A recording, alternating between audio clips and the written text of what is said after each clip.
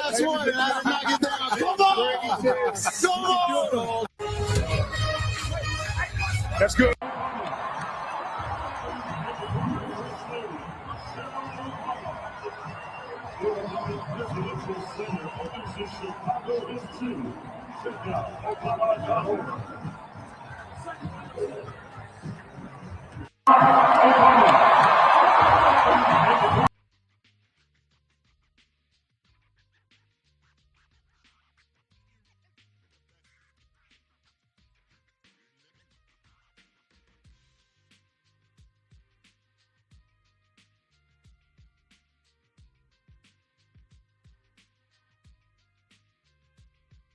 And I do think that whenever you get an international team against an American team, they want to compete. And you've got some young guys who I think want to prove something out here. You have traveled the world over the last several decades. What has it been about the international growth of basketball that you've seen? You know, basketball is now a global sport, obviously, dating back to 1992 and the Dream Team. Now, on every continent, basketball is a huge, exciting and embraced sport. And then part of it is that anybody can play. You need a hoop and a basket. And so in that way, it's a lot. Here, the Obamas was here. Did that give you any extra motivation to play any harder tonight? Yeah, for sure. You always got to put on the show for he my favorite person in the world. We was kicking it yesterday. Me and him, I had a great time yesterday. So I told him I was going to put on the show for him. I know you've met him before, but the President Obama was here. Yeah. A bunch of business and all this stuff here. Like, why? It's beyond my pay grade. They want to shut down. So whose pay grade is it? So who's shutting this down if it's not you? It's from the city. The city is shutting this down for no reason. The music was during the day. It's 8 o'clock. So if the music was a problem, what's the next problem? But these other people doing events too. They all have permits. And they have. Did they shut their music down? In LA, we're just trying to have an event, a panel, talking about culture, talking about future, talking about leadership. And for whatever reason, I feel like we're being targeted. We have some cool stuff planned. I'm trying to just end. My apologies to y'all. We have some great people. Well, Russell's here. We got streamers here. We got other people here to talk about what the future is. And I feel like we're being targeted right now. 7 p.m. It's not 2 a.m. It's not 3 a.m. It's not 12. It's literally 7 p.m. and we're getting shut down from doing a panel talking about leadership and culture. So I don't understand what the reasoning is, but I'm trying to get some answers. But it seemed like some people are already pissed off. He doesn't really have the answers. You ain't got the answers. You ain't got the answers, Sway. He was sent to act on ordinance of Beverly Hills. I know I play for the Celtics, and I know we in LA, but hey, I didn't think y'all was gonna do me like this. So apparently we gotta get up out of here. We about to shut it down. I appreciate y'all. Apologize for y'all streaming around the world. My man right here, officer, he was the one in charge. So he's the one that is shutting us down at 7 p.m. I guess I'm gonna see you guys next time, man. Some bullshit, man. My apologies to y'all. Woo, what a weekend. What a weekend. Good morning and welcome to Black Press USA's morning show, morning pod, where we bring you the headlines in the culture. Mo Kelly is back and All-Star Weekend was in LA, Mo Kelly, and it was off the chain. I'm glad that you enjoyed it. Thought it was off the chain. I thought it was a far cry from what it used to be in the early 2000s when it was almost like a Super Bowl party here in the city. And this time around, it was largely not that. The prices, from what I understand, were way too high for people to actually go to a lot of the events. You might have seen the empty seat stories about the All-Star Challenge as far as the three-point competition, the Rising Stars Challenge, and so forth. It didn't have the same type of magnetic aura that we've seen because LA has hosted the NBA All-Star Weekend a number of times in the past 25 to 30 years. It didn't have that type of level of interest and magic, not only as far as within the city, but inside the venue. But we'll get into that. I think it's a far cry from what it used to be, at least in terms of LA interest. Okay, well, I might disagree a little bit about that. But that was Jaylen Brown. Let's go over some of those clips. That was Jaylen Brown from the Celtics. As you saw, his party got shut down at 7 o'clock, and it wasn't a party. Like you said, it was a panel discussion, but it was in Beverly Hills. So that was the issue. You saw Anthony Davis, who was the MVP of the game, right? Yes. And of course, I think the conversation was the Obamas were in town, and they were everywhere this weekend. I mean, Michelle Obama was with the WNBA.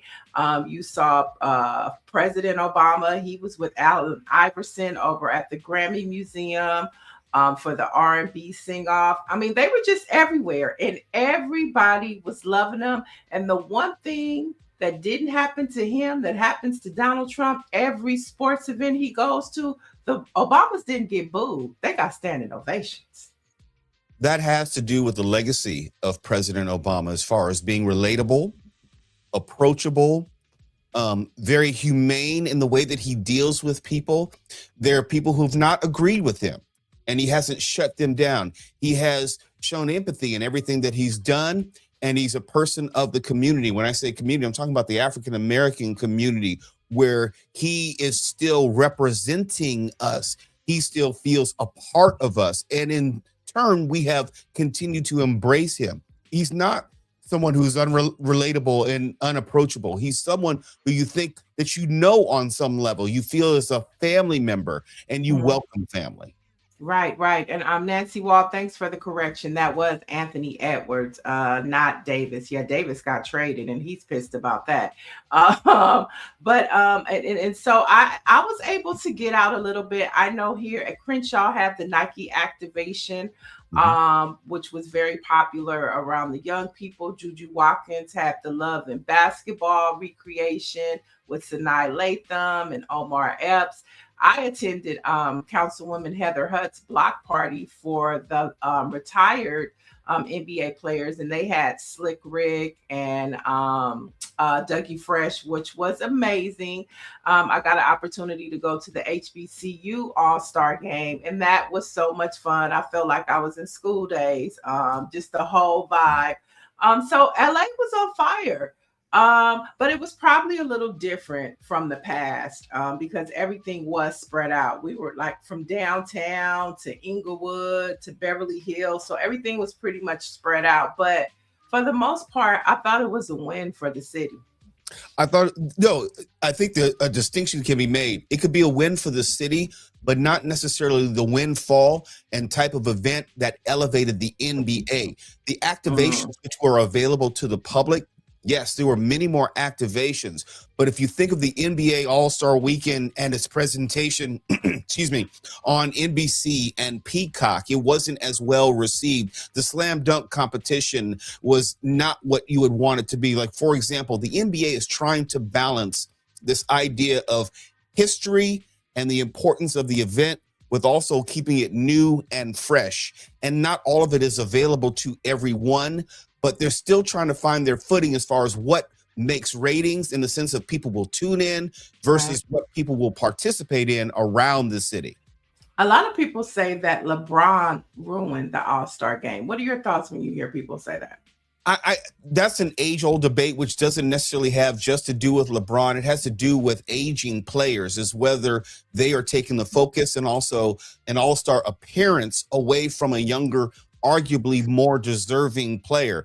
But that's the catch-22 for the league, because the league wants LeBron James because he brings eyeballs and interest that some of the younger players cannot. They don't have the type of visibility, the notoriety, the cachet that will get people to tune in, because at the end of the day, it is most importantly to the league, a television event, a broadcast and streaming event. And so they want to be able to demonstrate that there are numbers of people watching for advertisers, that they're commanding such prices for ads. That's true. Dr. Marilyn says, I miss the old school dunks like Vince Carter and Michael Jordan. And speaking of Michael Jordan, who was absent because he was at NASCAR. And a story coming out of that is how he sued NASCAR, skipped the All-Star weekend, and won the Daytona 500. So Michael Jordan is on a whole nother level. Michael Jordan has been an enigma for the most part because during his playing career, he was not really vocal on social issues. He was not as visible as the league may have wanted him to be at that time. And since he's left the league, he's had a role as an owner and general manager, but he really hasn't had a voice, a real recognizable voice in promoting the league. He, as you said, he's gone on the NASCAR. He's won the Daytona 500, and NBC tried to get him on as an announcer or a contributor, and that wasn't as well received as they thought because Jordan is not as expressive or going to give as much as other previous NBA athletes. And even though he's the most successful NBA player in history as a multi-billionaire at this point, he has not been the league advocate that many would have hoped he would have been. Right. Because, a lot of people thought that he would be sitting at the desk with the other sports commentators, and he was doing something totally different, like a one-on-one type situation. And so maybe they'll still develop that out, produce that out, and it'll be better next season. I don't know. Well, he has to be willing to. Michael Jordan doesn't do anything that he doesn't want to do in a media sense in 2026. If he wants to have more of a role, he will have more of a role. Yeah, that's a good point. Let's jump into our morning poll since we're talking about sports. And chat, we want you to be honest. Which sport have you actually enjoyed watching? We have a lot that has happened within the past 2 weeks. So is it A, the Super Bowl, Bad Bunny, and all the good stuff? Is it B, the NBA All-Star Weekend, new format, Anthony Edwards, the Obamas? We didn't even talk about Brandy and her beautiful rendition of the Star Spangled Banner. Or is it C, the Winter Olympics, the personalities making history, and Snoop Dogg? What has been your favorite sports to watch over the past 2 weeks? Let us know in the chat. Is it A, Super Bowl, B, NBA All-Star, or C, the Winter Olympics? Did you get a chance to catch Brandy and her Star Spangled Banner rendition? I did. And Brandy as a musician is probably very underrated as a singer and as a performer. I did get a kick out of it. Was an a cappella performance, and I know enough about music, and this is a slight critique. I'm sorry, it's a slight critique. That all the voices were hers because they were layered vocals. She was basically singing her own background vocals. It was pre-produced, and you could tell that the singers she had were not actually singing that rendition. It was a beautiful rendition, but it was basically lip synced. Let me just put that out. Let the air out the bubble, Mo Kelly. Hey, I just got to be honest. So what you were seeing was not exactly what you were hearing, but it was a beautiful rendition. I will definitely say that. Yeah, her vocals are out of control. And just the outfits, the presentation, I just thought she did an excellent job. Chat, y'all not chiming in. What's up? What do you enjoy? Oh, I see. I was further down. So we get some B's, which is the All-Star game. Dr. Marilyn is saying Super Bowl. Mike D is saying D. He gave a thumbs down to all three. Uh-oh. Yeah, I can see that. Orange G said, oh, go ahead. No, I had tuned into the Super Bowl because I was looking forward to seeing Bad Bunny, but it was a bad football game. So the totality experience, inclusive of the bad commercials, it was not all that great. NBA All-Star Weekend, we were discussing some of the highs and lows, the pluses and minuses, and we haven't really touched on the Olympics. But I don't know if there's been one event that has been geared to African Americans. NBA All-Star Weekend was, but also had the quality of presentation and product that kept our interest throughout. All right. And Orange G, he doesn't care about anything except Mardi Gras. He said, I saw nothing wrong with All-Star Weekend. Between Mardi Gras and All-Star Weekend, we had a great time. The Zulu Ball didn't miss. So the Zulu Ball happened this weekend. We know tomorrow is Fat Tuesday. So get all your sinning out, because come Wednesday, it's Ramadan and it's Ash Wednesday, okay? So get it all out these next 48 hours. That's not funny. That's funny to me. Because I'm participating tomorrow in Fat Tuesday. I'll be at H&B's, Mo Kelly. I'll be at Harold Hills tomorrow. It's going to be a lot of fun. All right. Let's jump into our first story. You guys can keep chiming in on what has been your favorite sports activity so far. But let's head to Florida, where Uncle Luke aka Luther Campbell, announced that he's running for Congress. Now, the former leader of the group, Two Live Crew, announced his plans to run this midterm during an appearance on Local 10 News.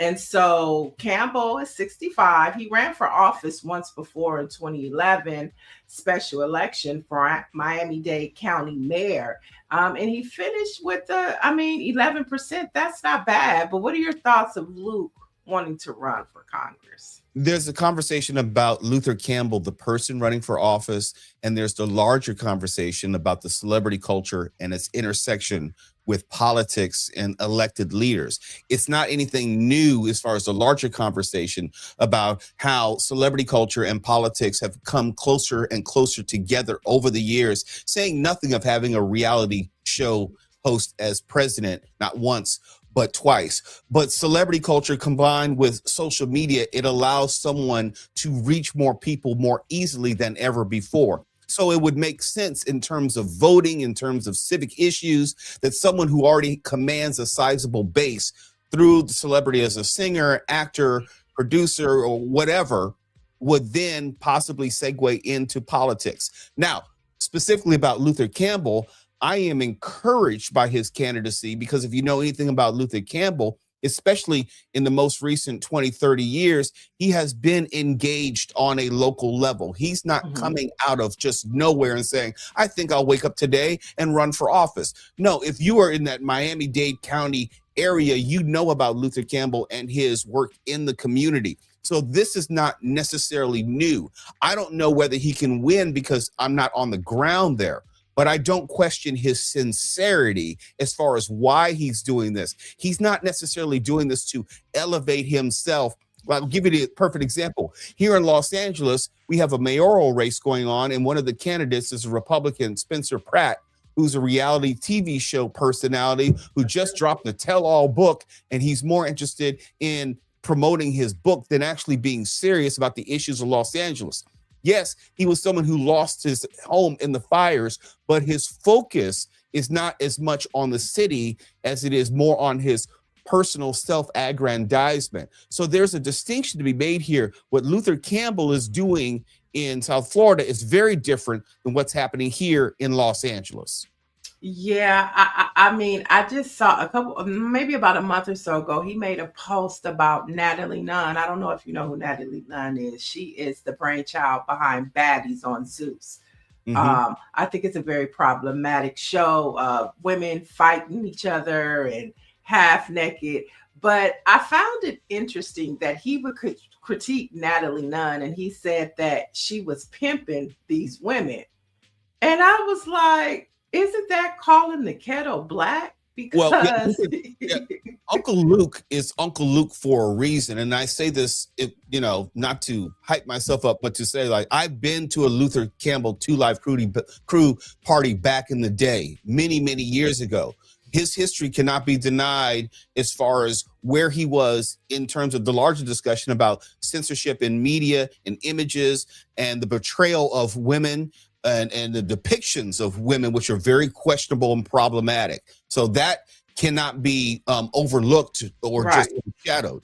But at the same time, I think what he's doing now is much more consistently positive in relation to where he came from. Right. I mean, and let's not forget that he did go to court back in the day for his music for censorship, and he won to have freedom of speech to sing those provocative songs.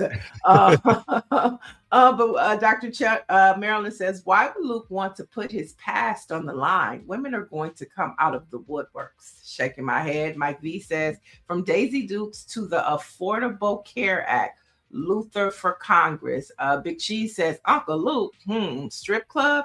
I mean, it's going to be interesting to see if he'll be able to, well, put it this way. You have a 34 count felon as the president. I mean, what are we really talking about here?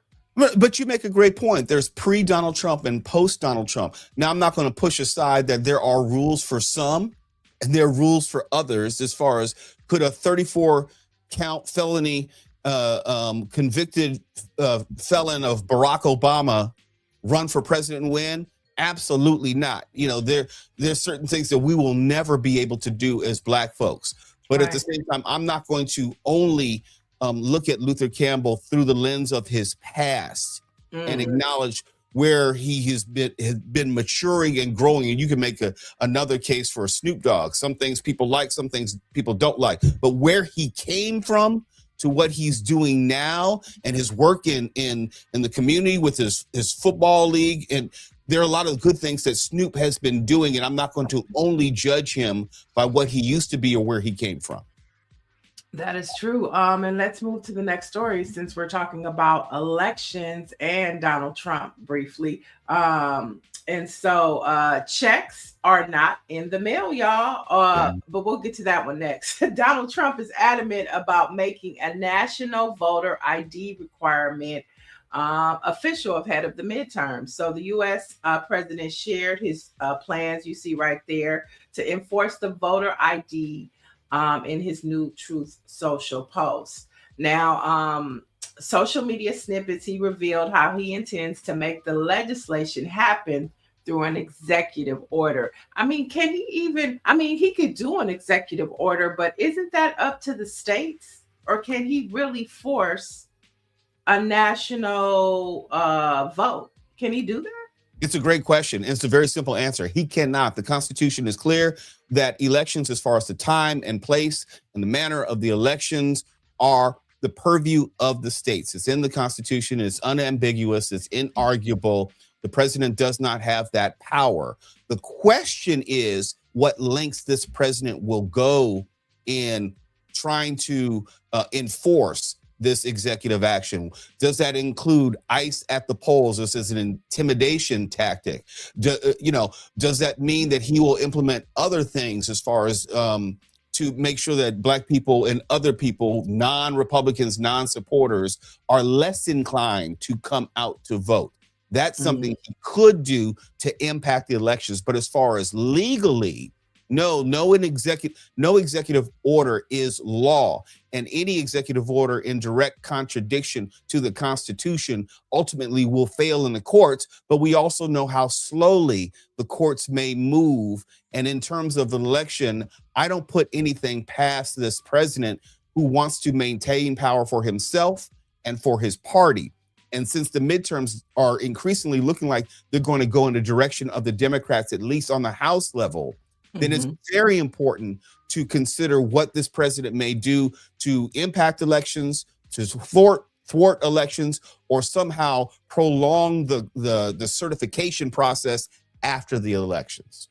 Right. Yeah. Nasty Wall says he just throws out stuff that he doesn't even know about. It's like, yeah, throw the spaghetti up on the ceiling and whatever sticks, that's what we're doing. But we have seen with Republicans that all it needs to start is with the conversation. We've seen what they've done with the term critical race theory. That didn't have anything to do with K through 12. And we saw what that conversation has done. It began the erasure of Black history, the attempt to, in this country. So we definitely are going to pay attention. You brought up ICE, and that's why I brought up checks a little earlier. So checks are not in the mail. ICE agents are facing the reality that Trump and his administration lied. Now, the Department of Homeland Security received over 200,000 applicants and hired more than 12,000 agents so far. Now, ICE agents are airing some of their internal grievances on social media. Many of them are accusing the agency of failing to honor its promise of a $50,000 sign-up bonus and of working without paychecks or health care. Imagine that. The administration lied. The administration which said you're going to get a $5,000 DOGE check. The administration which said you're going to get a $2,000 rebate check. The administration which said, or actually on the heels of the previous Trump administration, said Mexico would build the wall. There are all these lofty promises which may sound good to his supporters, but are not actually realistic. They're not legal in many aspects, going back to the executive actions and executive orders. And here you are, people who have been spurred on by the racism of ICE. And let's be honest, let's call it for what it is. It's not about deporting the worst of the worst. It's about getting rid of brown and black people. When I say and black people, I'm talking about Haitians in Ohio. I'm talking about black people, Somalis in Minnesota. So this has everything to do with the depiction of who is an American. And that is very easy to sell to America as far as get rid of the black and brown people. So many people would sign up. And if you would throw in just a carrot of a $50,000 sign-up bonus and health benefits, then sure, you're going to get more than enough people to apply and even work for some degree amount of time. We know that the Department of Homeland Security is shut down right now due to a funding increase which is not being passed. And people need to be clear. That doesn't only impact ICE. It impacts the TSA. It impacts federal facilities, impacts federal benefits and people who may not be reporting to work, and also you may adversely affect us as Americans. Right. And I think another point that we should also bring up is how this whole situation is lining the pockets and fattening the pockets of the prison industry. Because some of those brown people, they want to be in these detention centers that are ran by privatized prisons known as GEO and Core Civic. And so this isn't just about deporting people. It's about fattening the pockets of privatized prisons. And that can't be forgotten, because once they get rid of all of the undocumented immigrants, they're going to come after black folks. That's how they got their pockets fat last time. And let's be clear, those beds need to be filled, because each bed is a price tag. And so if it ain't them, it's going to be us. Yeah, the immigration enforcement is not going to go on forever, or at least not going to go on at the rate and intensity that is presently going on. And those facilities are not temporary facilities. They're being built as permanent facilities. And to your point, Neil, they're going to have to be used and utilized for some group of people. And that means it's most likely going to be us. Right. So pay attention to that. And you touched on this, and we're going to take a slight deeper dive. Homeland Security departments have shut down as Democrats and Trump negotiate the changes of what we were just talking about. Now, the White House and Senate Democrats have been trading offers on changes to DHS and ICE after 3 Americans were killed, one in Los Angeles, 2 in Minneapolis. Now, DHS funding formally lapsed on Saturday midnight, and that means that federal employees at agencies such as FEMA, the Transportation Security Administration, and the Coast Guards won't be paid, though most of them will continue showing up for work because their jobs are considered critical and, of course, essential. Now, what we have seen over the weekend, in the past few days, is ICE is pulling out of Minneapolis, and our Congress member Nanette Berrigan said that they have actually pulled out of Terminal Island here in Los Angeles, but she doesn't know if they have just moved to another location. But I really don't think that this means anything. I saw Toussaint Morrison talking about them pulling out of Minneapolis, but they're still there. And this is showing you that, okay, they're trying to act as if they're withdrawing because they want that funding. But I think the Democrats should be very careful about giving Trump and this administration what they want, because they know how to play games, and sometimes they play them better than Democrats. So I wouldn't just think that, oh, we won, let's give them the funding. I think we need a little more information. You touch upon something which is so very important. This is not a win. This is more like a delay. Although DHS may be pulling back and pulling out of certain cities, number one, it is for the funding. So you want to put on a good face. You don't want to do anything, if you're the Republicans or President Trump, to get in the way of the funding. And after the funding comes back, I'm quite sure you will see another ramp up of these similar tactics in different cities. Even though outside of California, the 2 states with the largest number of undocumented immigrants is Texas and Florida, you're not hearing about any ICE raids in those states, and you know that those are two governors between DeSantis in Florida and Abbott in Texas who would bend over backwards to help ICE and assist ICE in everything they're doing. But you're not hearing about these types of raids and tactics in those states. That's not by mistake. That's by design, because they don't want to bring that unrest to Republican friendly quadrants. And so, yes, there's a pull back and a pull out, but it's only temporary until they get what they want on the other side of this funding. Let's jump into this next story where reports reveal Greg Brockman, who is the co-founder and president of ChatGPT's parent company, OpenAI, him and his wife, Anna, made massive donations to President, I don't never say president, but Donald Trump and MAGA, their super PAC equaling $25 million. Now, Brockman's exposure is just another example of some of the world's most prominent tech leaders getting on the president's good side. Now, American voters witnessed Amazon, Jeff Bezos. We saw him give Melania a ton of money. And then, of course, Meta's Mark Zuckerberg cheering Trump during the inauguration. But what I find interesting about this story is that they're talking about this guy named Greg Brockman, but Larry Ellison, who is also affiliated with OpenAI, he's more involved with Donald Trump than this guy. And why is there no talk about him? His son, they own BitDance. His son runs CBS. And so I just find it interesting how they pick and choose who they want to go after, when to me, the bigger person to banish is Larry Ellison. He's dangerous. Yeah, it's very clear that this is not about controlling news per se. It's inclusive of it.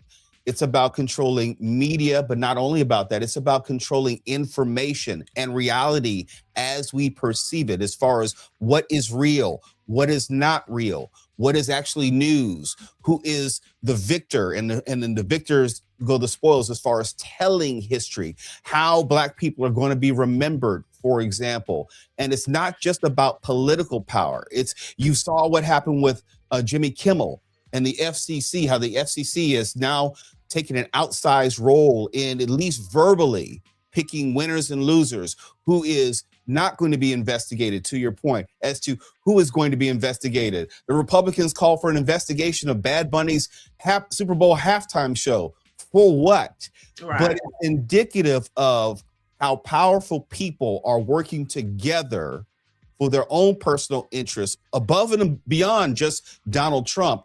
But you can see how this proletariat, if you will, my word, this superclass of billionaires is now going to lead us into the future, separate and distinct from Donald Trump. Donald Trump is not going to be in office much longer. I don't believe his health will allow him to be in office. But you're seeing this ruling class put its hooks into all forms of media and information, which will transcend the Trump administration. And let me just say very quickly, people are not paying attention when you're talking about AI and social media and these billionaires, and you have Elon Musk with X, and you have Mark Zuckerberg with Meta, which is inclusive of Facebook, Instagram, and WhatsApp, and a number of other AI components, Gemini and so forth. You're seeing that if you're not careful, this new world can be used against you. Niele, if I can, very quickly. Well, I wanted to get into, you brought up Meta, and I want to talk about what has happened to you over the past few days. Yeah, this is very serious, and I don't consider myself a victim. I think of myself as a cautionary tale. I have a hate relationship with social media. I don't like it at all. I think it's fake. I think it's largely racist against us. What I mean by that is people will call me N-words and all stuff and thing every single day, and you report the accounts and nothing happens. You can be anonymous and say just about whatever you want, and you can't get anyone banned. Past couple of days, I lost my Threads and Instagram account simultaneously after what I think I can only guess, because I wasn't given the actual supposed offending post, after supposedly sexualizing children or posting some sort of child porn, and my accounts were taken. That's something I would never do. I work with children. But the point is, there is no review, redress, or recourse. I can show you the message which was given by Meta. I've lost the account. They've completely deleted the information, everything I had, and I can't even challenge it or ask for a review. And you think, well, what's so bad about that? Also in the message, it said that it would be reported to the federal authorities. In other words, there would be some sort of investigation or report made about some alleged offending post I made that I can't even see, I'm not even aware of, and I can promise you I would never make. How does that affect me? Well, I was an original checkmark profile, not one where you just go on Meta and buy one. That means that they have my driver license, they have my official information. And if there were a federal report or some sort of information which was sent to the federal government in this time, in this day and age, I don't know of the unintended consequences of how it may affect me in the future. I've served on a federal grand jury as far as dealing with child porn cases. This is nothing to be messed with. And you have a situation where my future life, having nothing to do with me, could be negatively impacted over a post that I've never seen. I can't even tell you whether my accounts were hacked because I can't log into them and see if there were any new devices are added. In other words, it's such a closed system, I can't rule in or rule out that there weren't other nefarious forces. I am notoriously anti-Trump and very public in that. Who's to say that that was not a role in it? You know, who's to say? And the warning is you have to be very careful about social media because it has everything on you and you have no control over what it can do to you. Orange G says Meta is trash, and it is sad to say it is Africans in Africa doing the reviews of your account. That is why I block trolls and keep my account private. And we're so caught up in this is a part of our daily lives, just like TV was back before, in landlines. And now it's like social media. And so we are putting all of our information. I think the most telling and thing that disturbs me the most is that you brought up it has all of your information, and it could take your information, it could give it to the federal government, and somebody could knock at your door for something you have no clue about. That's scary. That's scary.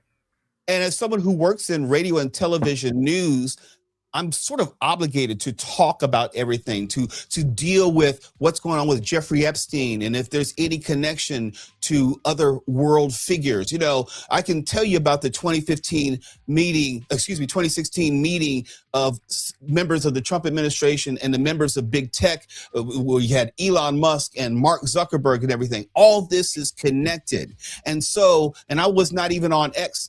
I left Twitter as soon as Elon Musk had bought it for that reason. And so when you have these powerful people controlling news media like Jeff Bezos and the Washington Post, we saw how he laid off 300 people about 2 weeks ago and also donated $75 million to the Melania documentary, which was force-fed to theaters. That's one thing. Then you have Elon Musk and Mark Zuckerberg and others controlling social media. So you have traditional legacy media, you have social media. We talk about Larry Ellison. We can talk about how the corporate media is also being controlled by these same groups of people.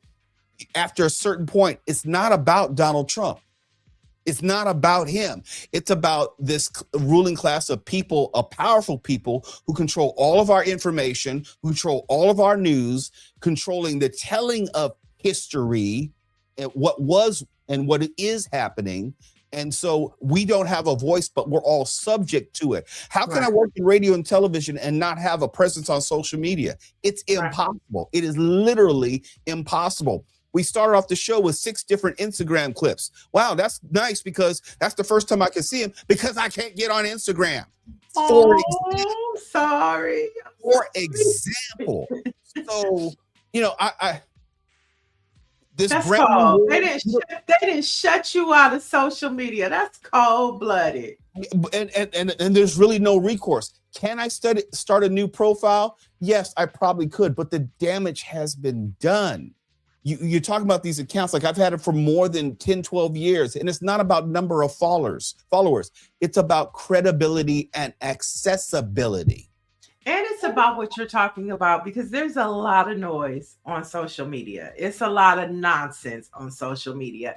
And so it's hard to break the algorithm when you're talking about things of truth, of substance, and things that they don't want you to talk about. I get tons of emails as of late, like the past 2 months, talking about I've been social banned and how let us help you get your account to where more people could see it, because and I mean, these are like from different companies, like you're shadow banned. And I'm like, Yeah. why am I shadow banned? I have no idea why.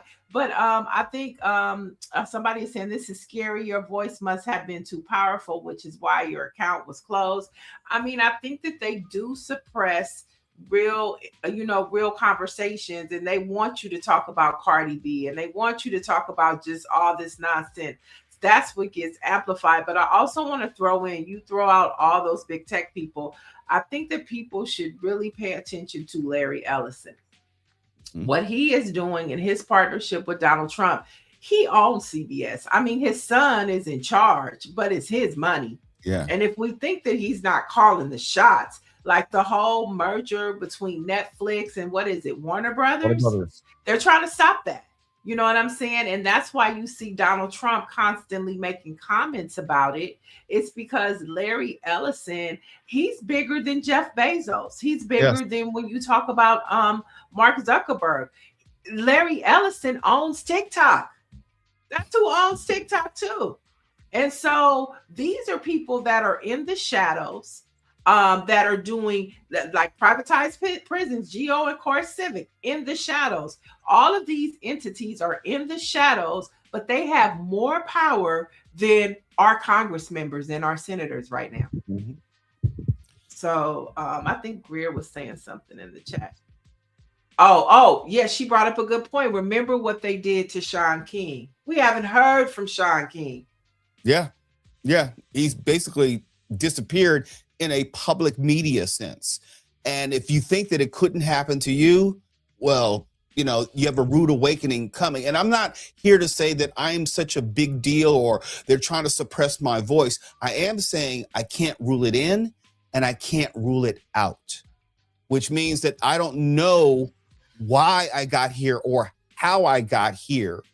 And what happens after now, I can't tell you. And if you think it's only me, then you're kidding yourself. There are other people going through the same thing. I just happen to be one who's going to speak out on it and bring more light to it. And hopefully there'll be some accountability. But I'm letting you know, I'm not going back to Instagram. I'm not going back to Threads. I'll keep my Facebook account as a way of being able to disseminate clips from this conversation or other conversations or other radio and television work that I do, but it's eyes wide open going forward and knowing that at any given moment, all this could be taken away because we don't necessarily own this. Yes, I know about Spill and other Black-owned social media, but still you have to be able to talk to beyond just your own community. I know there's Blue Sky and everything like that, but you're seeing a coalescence of people and information sources where if you're not within their information distribution systems, you're effectively out of the information game. Right. So you're saying if Meta came back today and said, okay, we're giving you back your handles, you don't want it, you're done? I don't know. It's one of those things I always say, I'll jump off that bridge when we come to it. There has to be, if they came back and said, here are your handles, there has to be some sort of explanation. There has to be some sort of reckoning. There has to be some sort of dissection of how we got here, because otherwise they could give me back my account today and it'd be taken away tomorrow again. In other words, I don't know whether it was a hack.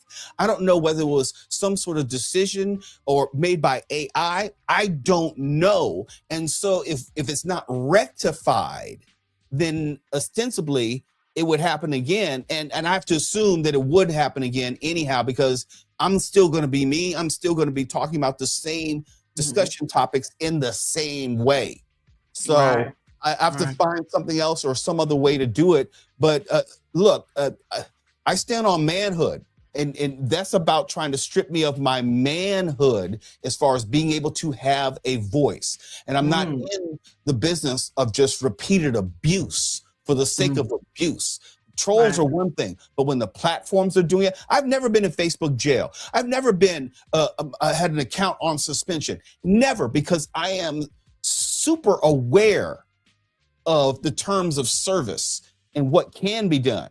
And even though this still happened to me, I didn't like social media to begin with. This just gives me another reason to avoid it. Right. And you can't bank on it. You know what I mean? All these creators and situations that are happening, if they just pull the rug from up under you, you're toast. If you've built your whole career on being a content creator or an influencer. And so that's a cautionary tale, folks. Let's move to the next story, where Amazon's Ring cancels controversial partnership with a tech company known as Flock amid privacy concerns. Now, the termination comes after weeks of backlash over the partnership and Ring Super Bowl commercial last Sunday, which advertised a feature for finding lost pets that sparked concerns on social media about unwanted surveillance. And so, hey, people did not like that Super Bowl commercial. They were spooked and they spoke out, and now Flock is out. And let's not forget Amazon, Ring, Jeff Bezos. There's a through line here as far as information and your unknowing use of your information. And if you didn't see the Super Bowl ad, it had to do with finding a lost dog and how they would partner with other people's Ring cameras. Supposedly, if you'd opt in, where your Ring camera information and videos could be used to map out the city and find your lost dog if it showed up on anyone's Ring camera. But you can see how that can be misused. You can see how, and there've already been instances of people misusing Ring and that internal data for nefarious purposes. Invariably, it's going to be misused. And if you combine it with law enforcement and surveillance, there's invariably going to disproportionately impact us, as anything having to do with law enforcement has always disenfranchised us. And we have to think too, like even Alexa, she could be listening to us. She's always listening to us. Right. And so that's something that you have to pay attention to too. So we think all of these things are for convenience, but it's really a way for the government to tap in and find out what we're up to. Information brokers, that's the future. All right. So let's move on to Kimora Lee Simmons. She is reportedly refusing to vacate a lavish $25 million mansion her estranged husband purchased with stolen funds. Now, the former runway model turned baby fat founder, thanks to Russell Simmons, and of course, she's a reality star, has reportedly lived rent-free in a luxury property for the past 5 years. Now, this is according to the New York Post. The Beverly Hills mansion was purchased in 2017 by her estranged husband. And so with the funds, they're tied to this embezzlement scandal, which he is now in prison for. And Kimora is just saying that she's not getting out. I'm not leaving. And this is according to Black Enterprise. And it's just interesting, this whole scenario with Kimora Lee Simmons. And you think about Russell Simmons and why is she keeping his last name? And she got another husband and she living in the house. It's just a lot going on. Okay. It's a lot going on, but can we please call it what it is? She's squatting.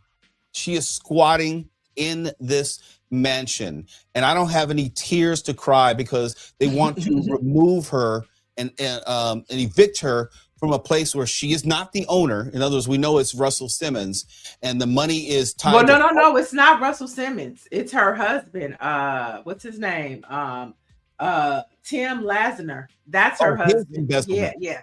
And so and remember, they allegedly took money took money from Russell Simmons, and that was the initial fallout between her and Russell. Russell claims that they took money from him. Well, it's dirty regardless. In other words, there's not a claim for Kimora Lee Simmons to own that house. So they're squatting. And if you know anything about real estate, it's very difficult to evict a tenant who is in the house, but she has no legal claim. I think we can agree on that. She has no legal claim to be in the house. She admittedly has not paid any rent or continued the mortgage, so she can't even in good faith argue that she should remain there. Now, how this plays out, it's probably going to be a protracted legal battle, but it's pretty simple. You know, if you are not the owner and you are not paying the mortgage or the rent, if you are subletting, then you have no legal claim to stay there. But it's just a matter of time before eventually she will be forcibly evicted. Oh, this is hilarious. Mike V says she better hope ICE don't come get her up out of there. That's funny, but not that funny. You know, right. They know where to find you. Okay, and they know how to find you. Some sad news though. After decades of being a civic watchdog, the Richmond Free Press has officially closed its doors. Now, the paper's publisher, Jean Patterson Boney, posted a farewell message titled "Free at Last" on the paper's website and social media, marking the end of its 34-year run. Now, of course, this is sobering for many Black newspapers as they struggle with funding and because of Trump's DEI mandate. A lot of companies are not freely giving. And we know the importance of the Black press when we talk about local news, graduations, cotillions, HBCUs. These are vital lifelines within our Black communities. And so we encourage you to support your local Black newspaper, like, subscribe, and of course, like and subscribe to us, as we are the hub to bring you the news for Black Press America. So like, subscribe, donate. If you could pay for a Netflix, a Hulu, and get that information, make sure you support Black-owned media. It's a difficult time, if only because many newspapers, let me talk about it within media terms, newspapers have made, it's been a very difficult transition. Like Black press has made the transition to the social media age as we're talking to you on YouTube, and there's a video aspect to it. But newspapers, having nothing to do with just the Black press, have struggled. Like the Los Angeles Times out here is barely treading water, for example, and many traditional newspaper outlets have been struggling because we live in an online social media world where people, by and large, are not reading full articles. They're looking for the Instagram video or the TikTok video, and they get their news from social media sites. All this is connected, and if you control news, you control social media, you control the larger information dissemination, it makes it very difficult for Black press and newspapers to compete with or against that. All these things are working together and unfortunately working against Black press in many instances. Mm-hmm. Yeah, so you guys support us, like, subscribe, tell a friend, share it, let them know that we need to support Black media, because these stories that we're talking about are not really being amplified in mainstream media today. And we know that mainstream media is predominantly controlled now of what they can and cannot say. So let's jump into a couple of sports headlines. The year of the hype man continues. So after stealing the show in Paris in 2024, Flavor Flav has officially touched down in Italy for the 2026 Winter Olympics. And he's not just there for the vibes, y'all. He is financially giving to the athletes. Now, he's the official sponsor for and hype man for the U.S. bobsled and skeleton teams. Now, he signed a 5-year sponsorship deal to provide financial support for those athletes, many of whom work multiple jobs to fund their Olympic dreams. So this follows his 2024 move where he helped pay rent for the discus thrower Veronica Farley and sponsored the women's water polo team. He is single-handedly changing the model for how celebrities support the Olympic sport. I thought this was huge because I didn't realize that he was actually funding and paying for these athletes to participate in the Olympics. I think that's huge. It's huge, and I don't know if people understand the financial hardship that most Olympians go through, be it winter sports or summer sports. I was saying earlier that I work with youth. I officiate youth basketball. And one of the people that I officiate with, I'm not going to tell you her name, but she's a track athlete, an Olympian who went to Paris and competed, but she still has to find odd jobs just to support her life and also her remaining track career. It's very difficult for Olympians to retain their amateur status, because a lot of them still have to be quote unquote amateurs, and also find some sort of sustaining income, not for their sport, just to live. Saying nothing of the training regimen and the training supplies and the facilities needed to continue in their sport. It's very difficult, and it's not often that you find people like Flavor Flav who are going above and beyond to support people, in this case, Olympians. And let's not forget, Flavor Flav has supported other endeavors like a Red Lobster and so forth. He is a giving person. And when you combine that with other ventures, you can see that he can have an outsized impact on his community beyond just what he's been doing in rap and hip hop music. So I salute Flavor Flav. Good on him. Yeah. I just think that it's huge. And I'm thinking about like this weekend, and we had all of these activations from Nike and Reebok and Puma, and you would think that these types of entities would sponsor these athletes, right? The Olympics is the biggest sports world stage there is. Comes around every 4 years. I just find it interesting that none of the Nike at the forefront.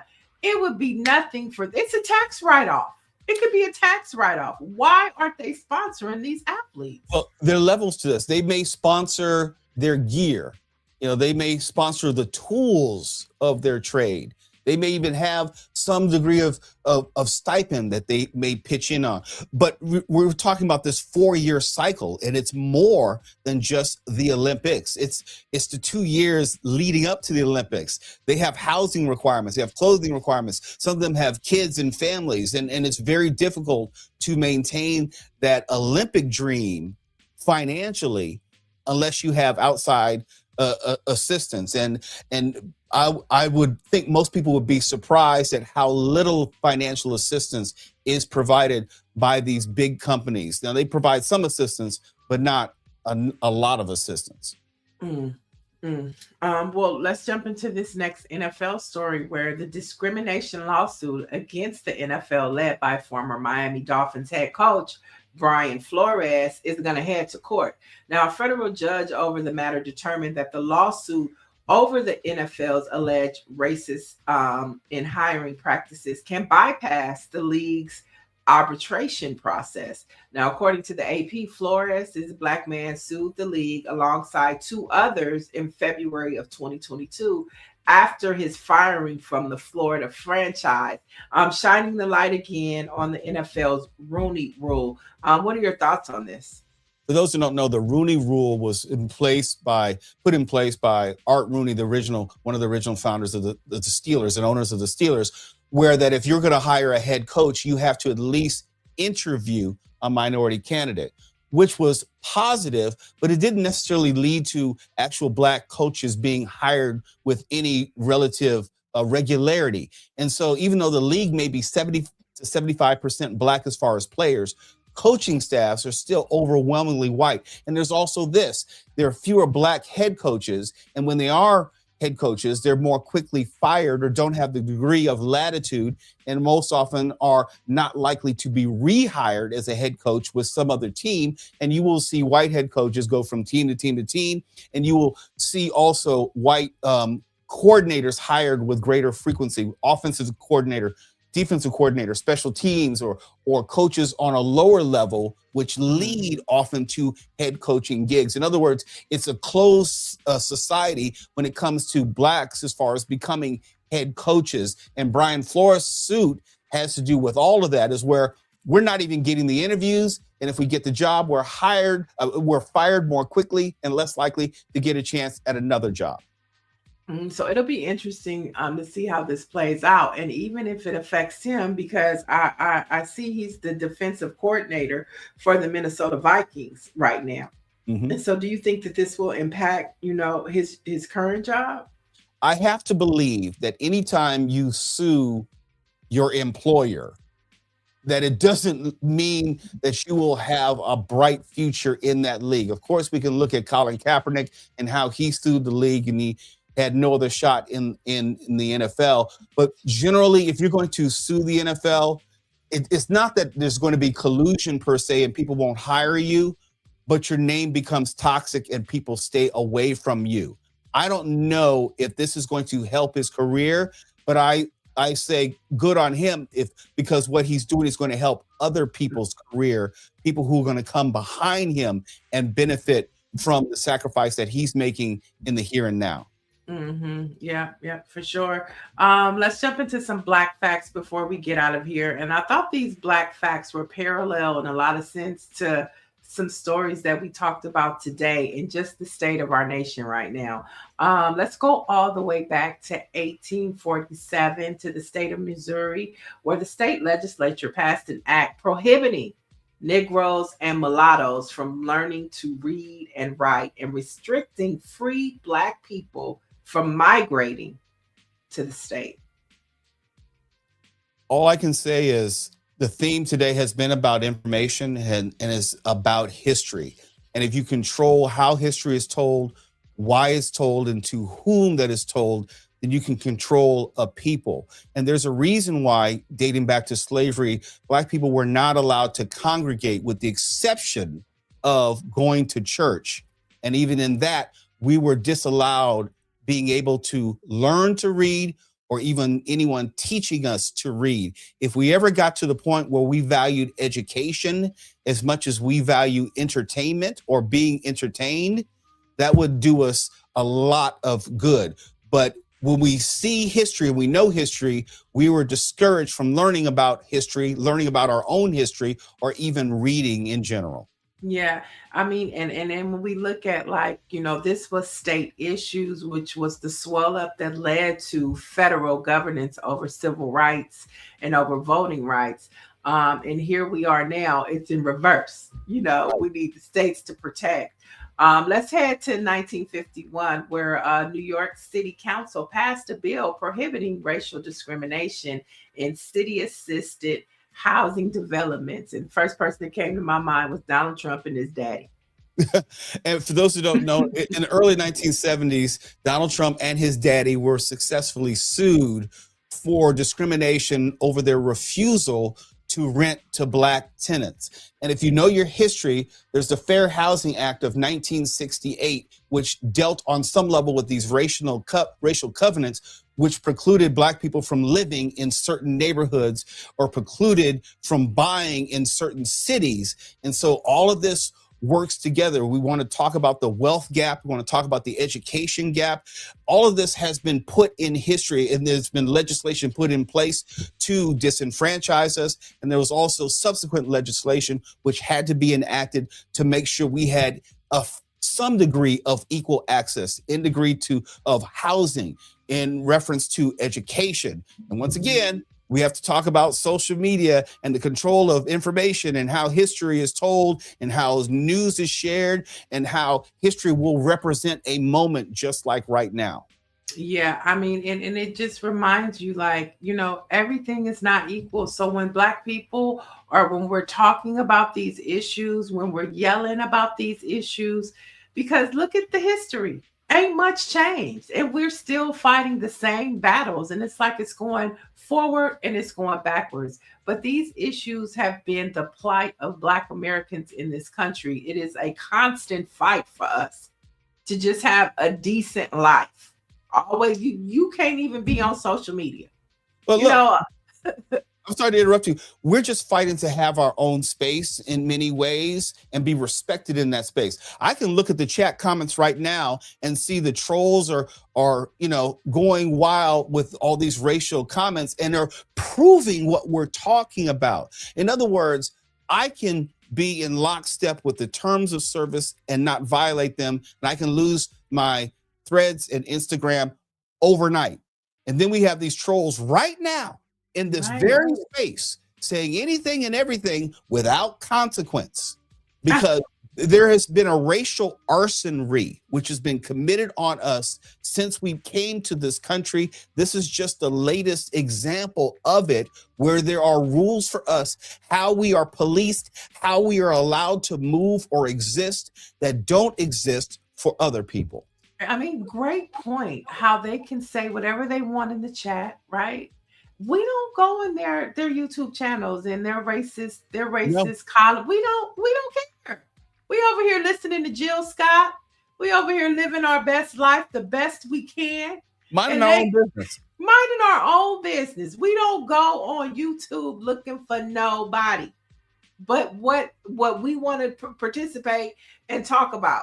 They constantly in the chat they are, like I say, we are our ancestors' wildest dreams. And when you think about slave catchers, when you think about slave owners, when you think about the KKK and the racists, them people in the chat, they are their ancestors' wildest dreams. And they're living up to the disgust and the ill, vile people that their ancestors were.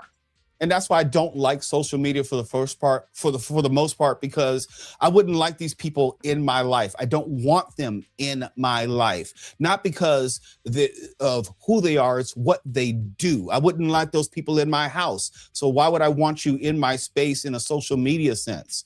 So, this is a very precarious time, but there are a lot of lessons which can be learned in this moment where, I said it before, I'll say it again. History doesn't necessarily repeat itself, but it does rhyme. It does echo. And these are the echoes of Jim Crow in the sense of trying to make sure that Black people stay in a certain place and also are terrorized wherever they are. And Dr. Marilyn says Jill Scott's new album is fire. I agree. Have you heard it yet? I have not.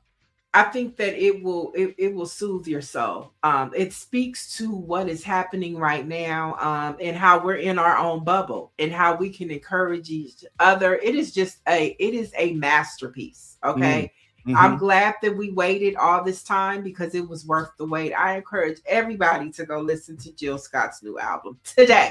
Don't wait till tomorrow. Do it today. Mike V says, minding our own Black business. We do it so well. And they can't stand it. They cannot stand it. Orange G says, I'm telling y'all, block them and let them talk to themselves in space. They're like roaches. They're like what? They're like roaches. Roaches. Okay, the roaches are in the chat. That's the new term. The roaches are in the chat. Lights come on, they come out. Man, tell me about it. Okay, and our last Black History fact today takes us back to the top of the show where we were talking about the NBA All-Star and just how much fun you brought up, like what it used to be back in the day. So in 1972, Wilt Chamberlain became the first NBA player to score 30,000 points. Unbelievable. Who scored 30,000 points today? Well, now it's a more routine occurrence with the three-point line, which was introduced in 1980. And Wilt Chamberlain is down maybe to the 8th or 9th as far as the all-time scoring list. And you have LeBron, who I think recently passed 43,000 points. Each record is there to be broken. When Wilt Chamberlain passed 30,000 points, they thought that would never be broken. And then you had Kareem Abdul-Jabbar, who finished his career with more than 38,000 points. And they said, well, that record will never be broken. And now you have LeBron, who has more than 43,000 points as far as regular season. And we believe that will never be broken. And it may not for a number of reasons, because you do not have the high school to the NBA pipeline like you used to, where now they have to play at least 1 year in college or at least 1 year post high school somewhere else. So that takes out the possibility of having the length of career. I don't know if someone's going to play 23 years like LeBron has, come straight out of high school and still play at that high level throughout the totality of his career, of their career from like 23 or more years. We may not see this again. But that's why we like the sports, because you get to see generational talent. You only maybe see once a generation. You had Wilt Chamberlain in the 50s and 60s. You had Kareem Abdul-Jabbar in the 70s and 80s.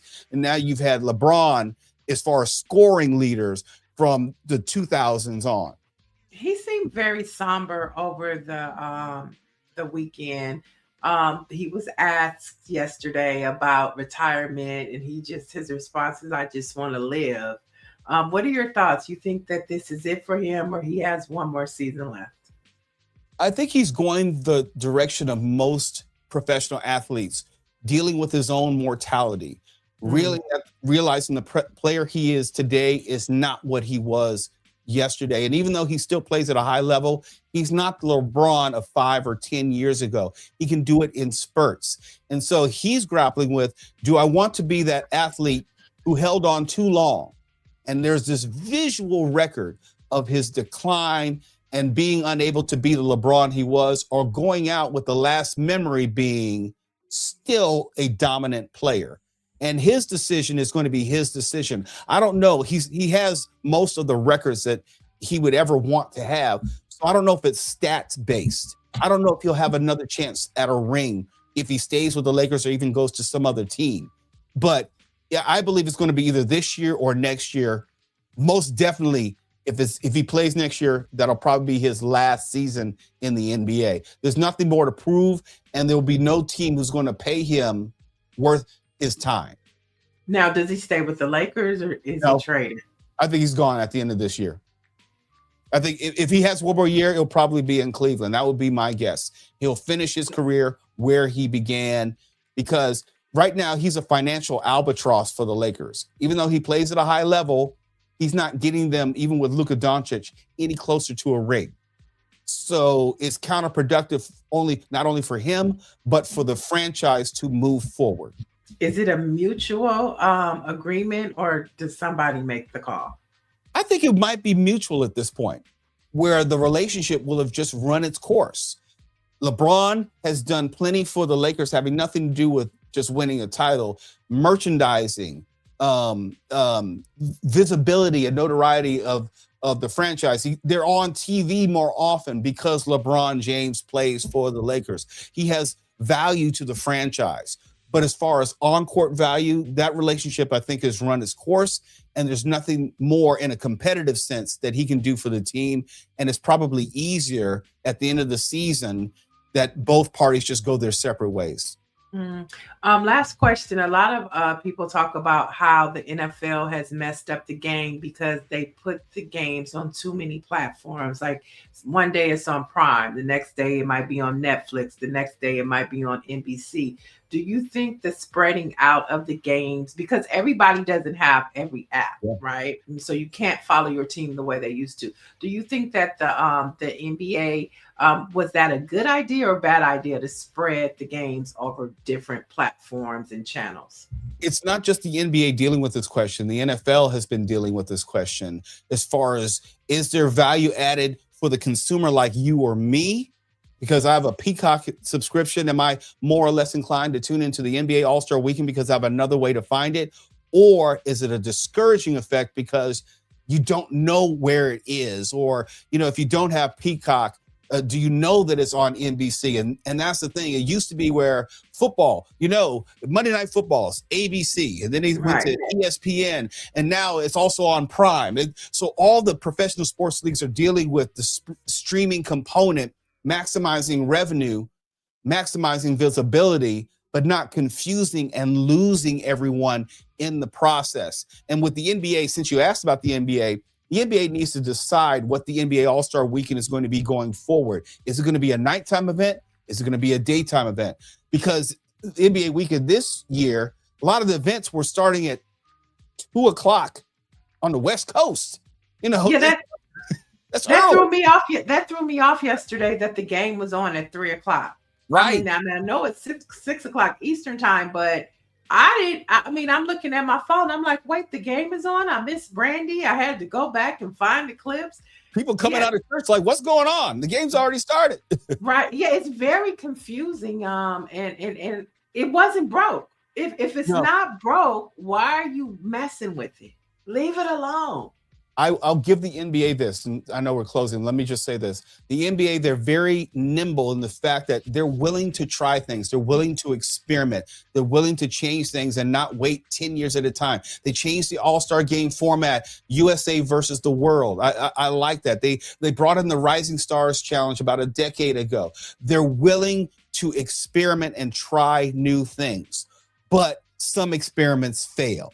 Some experiments may turn people off. And also, some of the appeal is the history and consistency, where it used to be East versus West. Right. You could depend on the slam dunk competition. You could depend on the skills challenge. That's part of the appeal, because with All-Star Weekend, you get certain things. Like you go to McDonald's, that certain things are going to be on the menu. To the NBA's credit, they're willing to change, but maybe they've changed too much, too fast, too soon. And on that note, we want to thank you guys for joining us today. Of course, we'll be back tomorrow with more news, more views, opinions, and of course, the Black Experience right here on Black Press USA's morning show. And don't forget, for the latest in Black news, you can head over to blackpressusa.com. Thank you, Mo Kelly. We always love to have you here. You are welcome anytime. Thank you for offering. Thank you for having me. Peace out, y'all.